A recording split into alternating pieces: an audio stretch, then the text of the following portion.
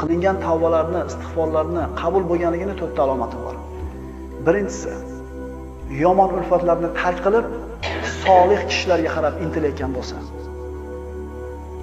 Ikkinchisi, gunohlarini barchasini tark qilib, qo'lidan kelganicha toat ibodatga shoshilayotganligi, tavbalari qabul bo'lganligini belgisi.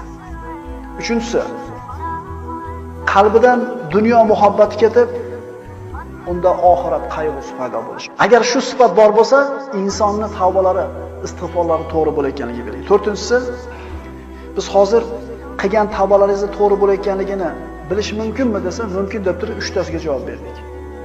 To'rtinchisi, Alloh o'zini zimmasiga olgan rizq g'amini tashab qo'yib, oxiratda g'ami bilan ovora bo'layotgan bo'lsa, demak shu bandaning tavbalari qabul bo'ldi.